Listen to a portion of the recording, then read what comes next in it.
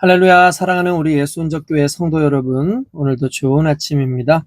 하나님께서 저와 여러분들에게 큰 은혜와 복을 내리실 줄로 믿습니다.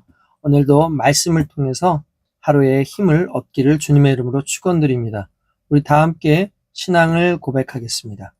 전능하사 천지를 창조하신 하나님 아버지를 내가 믿사오며 그 독생자 우리 주 예수 그리스도를 믿사오니 이는 성령으로 잉태하사 예언대로 처녀의 몸에서 나시고 나를 위하여 고난을 받으사 십자가에 못 박혀 죽으시고 장사한 지 사흘째에 죽은 자 가운데서 다시 살아나시며 하늘에 오르사 전능하신 하나님 우편에 앉아 계시다가 거기로부터 산 자와 죽은 자를 심판하러 오시리라.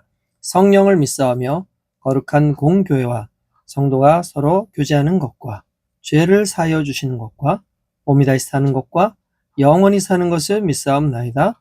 아멘. 네, 어제에 이어서 우리가 말씀을 계속해서 볼 텐데요. 일단 오늘 누가복음 8장 이제 49절에서 56절까지를 보도록 하죠. 아직 말씀하실 때에 회당장의 집에서 사람이 와서 말하되 당신의 딸이 죽었나이다. 선생님을 더 괴롭게 하지 마소서 하거늘 예수께서 들으시고 이르시되 두려워하지 말고 믿기만 하라.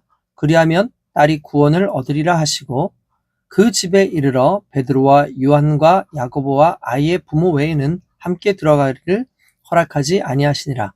모든 사람이 아이를 위하여 울며 통곡하며 예수께서 이르시되 울지 말라. 죽은 것이 아니라 잔다 하시니 그들이 그 죽은 것을 아는 고로 비웃더라. 예수께서 아이의 손을 잡고 불러 이르시되 아이야 일어나라 하시니 그 영이 돌아와 아이가 곧 일어나거늘 예수께서 먹을 것을 주라 명하시니 그 부모가 놀라는지라. 예수께서 경고하사 이 일을 아무에게도 말하지 말라 하시니라. 아멘. 네, 어제 이어서 이제 또 이제 후반전 말씀으로 또 함께 은혜를 나누기를 원합니다. 어제까지의 말씀은 결국 그 혈류증 병을 고친 여인의 이야기를 이제 우리가 보게 되었습니다. 특별히 이 혈류증 걸린 이 여인을 구원하시고 그를 또 부르시고 그를 통해서 많은 사람들에게 이 사람의 그 믿음에 대해서 설명하시는 그 모습을 보면서 이것은 의도적이고 반드시 이 예수님께서 이 야이로의 딸을 살리는 그 과정 가운데 중요한 부분이라는 것을 이제 말씀하시기 위해서 보여주신 하나의 장면이었다라고 이야기할 수 있습니다. 이러한 부분에서 이제 이 다음 부분으로 넘어간다면 어쨌든 이 여인을 통해서 시간이 길어지는 동안에 일단 그 여인의 믿음의 간증을 하는 동안 회당장 야이로의 딸은 결국 죽고 말았습니다. 야이로는 어떻게 보면 이제 희망을 잃어버렸죠. 그는 더 이상 이제 예수님을 괴롭힐 이유가 없었습니다.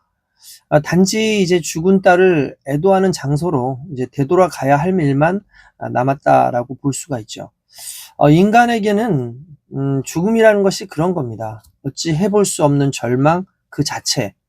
그러나 예수님께서는 어찌할 수 없는 그 절망을 믿을 수 없는 희망으로 바꿔 놓으신다라는 사실이죠.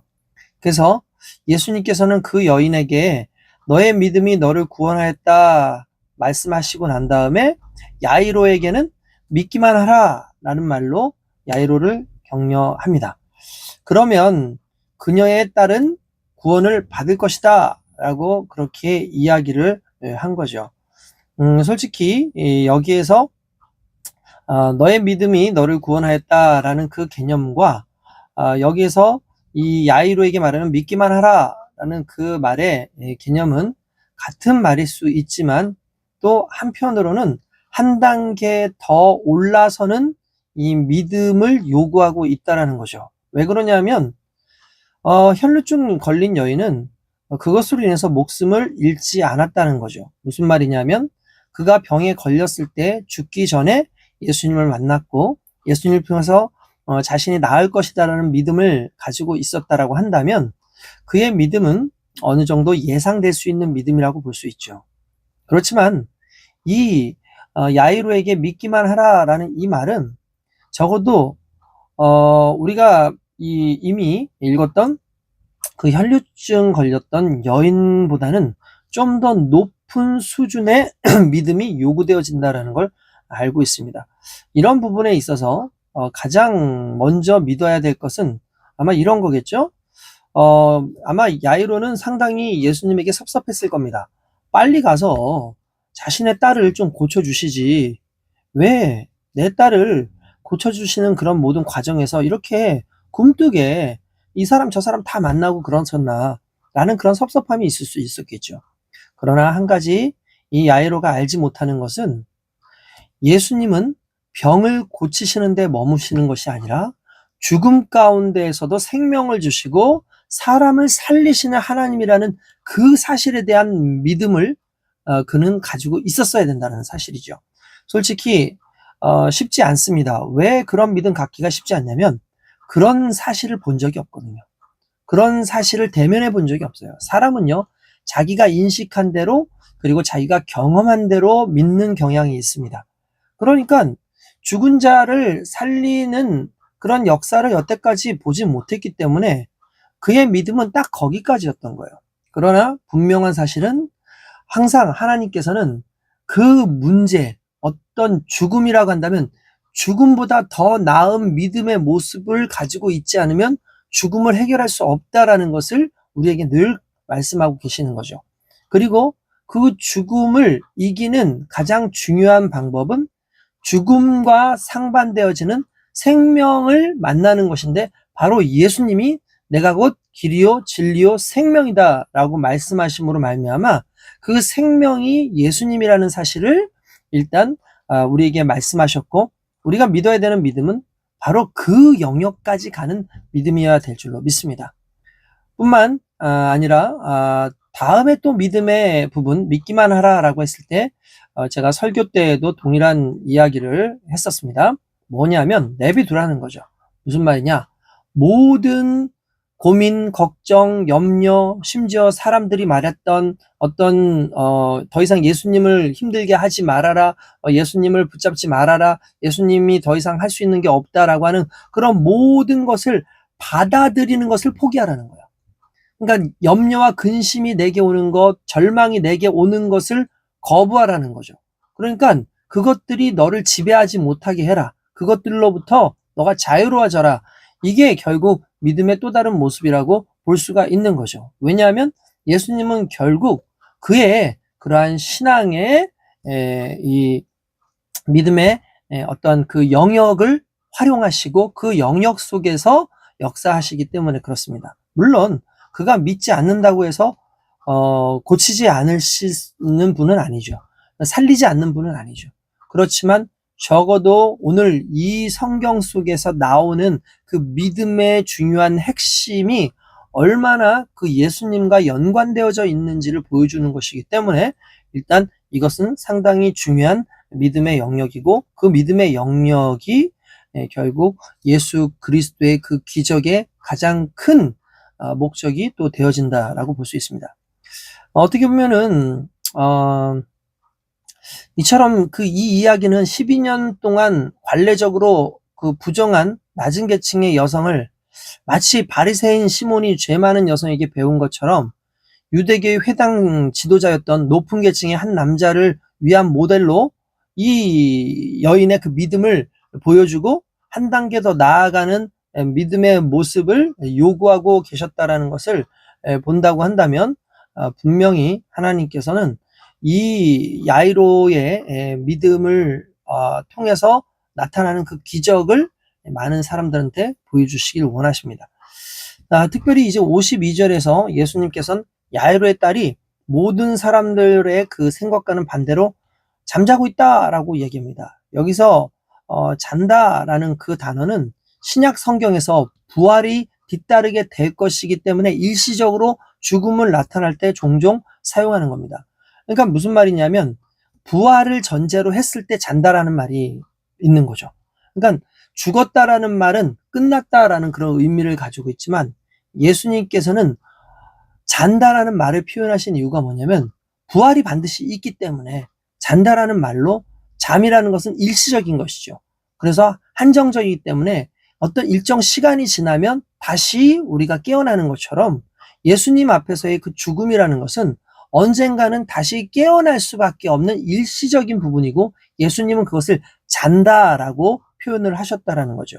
그리고 아이에게 일어나라 라고 말씀하시니까 아이가 곧 일어났다 라고 표현을 하는데 여기서 일어났다라고 하는 일어나라 일어났다라고 하는 그 두 동사가 에게이로 또는 아니스테미라는 말로 사용되는데 예수님의 부활과 다른 사람들의 그 최후의 부활에 일반적으로 사용하는 용어와 같은 언어예요. 그러니까 아이야 일어나라 이 말은 아이에게 잠자던 그 죽음으로부터 너가 부활했다라는 것을 표현하시는 하나의 말씀이라는 거죠. 이런 부분으로 봤을 때 이 단어들은 이 누가복음에 나오는 누가복음을 읽고 있는 수많은 사람들로 하여금 예수님이 왕의 권능으로 되돌아갈 때에 믿는 자들을 위해 행할 일반적인 부활, 곧 처음과 부활의 그 처음과 생명의 주라고 예표하는 그런 이야기들을 받아들이게 하는 그런 가장 중요한 이러한 소재고 또한 이야기라고 볼 수가 있습니다. 대개 우리가 누가복음에서 예수님을 통해서 기적이 일어나면 은혜를 받은 사람 혹은 주위 사람들이 하나님께 영광을 돌리는 것으로 이렇게 끝나는 게 관례죠. 그러나 이 이야기는 하나님께 영광을 돌리는 것으로 끝나지 않고 오히려 다시 살아난 여자아이의 부모는 눈앞에서 벌어지고 있는 이 놀라운 그 사실에 정말 깜짝 놀랐다라는 것을 표현합니다. 그러니까 예수님은 그들에게 어떻게 보면은 이 일을 다시는 사람들한테 얘기하지 말아라 라고 이야기는 하지만 실은 아마 그 사람은 이 놀라운 일을 분명히 많은 사람들한테 증거했을 거라는 거죠. 그리고 그것을 증거하는 그러한 것들을 통해서 아마 사람들은 나중에 예수님이 부활하신 그 이후에 왜 예수님께서 이 부활에 대해서 이 아이가 살아난 것에 대해서 얘기하지 말라고 했는지를 깨달았을 겁니다. 왜냐하면 결국 예수님이 말씀하시는 그 부활은요, 이 어린아이가 그냥 살아나는, 그리고 또 어차피 이 아이도 또 나이가 들면 죽잖아요. 그러니까 또다시 언젠간 또 죽을 거란 말이에요. 그러니까 이 부활은 일시적인 부활인 거죠. 근데 예수님의 부활은 영원한 부활인 거죠. 예수님의 부활은 영원한 부활이라는 거죠. 이 영원한 부활을 위하여 일시적인 부활이 너무 부각되는 것은 어떻게 보면은 이제 이 복음의 한계성을 두게 되기 때문에 예수님께서는 어떻게 보면은 그것을 사람들한테 얘기하지 말고 나중에 예수께서 부활하시는 그 사건을 말하는 게 아니라 너희가 경험해라 라는 어떤 그런 의미로 주신 말씀이었을 것이다 라고 볼 수 있다라는 거죠.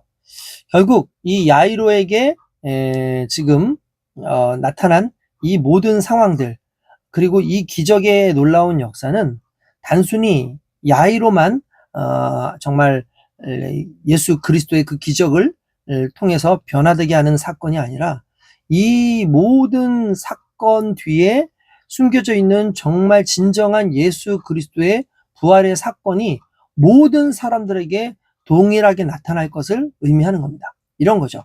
남을 살리신 예수님이라면 중요한 건 당신은 당연히 자신의 인생을 살리시는 그러한 생명으로서의 하나님이라는 그 본질 자체로서의 예수님을 발견하게 하고 결국 부활은 예수로 말미암아 일어나는 것이구나 라는 걸 조금 더 확대해서 얘기해주는 그런 이야기라고 볼 수가 있는 거죠.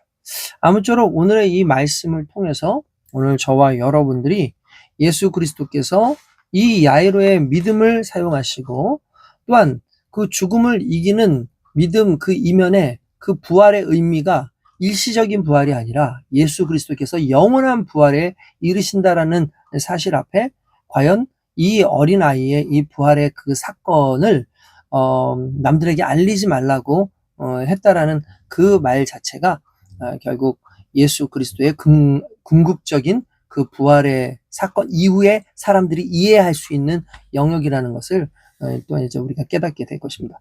자, 아무쪼록 오늘 이 놀라운 은혜의 말씀을 통해서 저와 여러분들이 하루를 온전히 부활의 주님을 만나면서 살아가는 귀한 시간 될 수 있길 주님의 이름으로 축원드립니다. 거룩하신 하나님 감사합니다. 부활의 주님을 만나고 부활의 주님을 온전히 경험하는 우리 모두가 되게 하여 주시옵소서.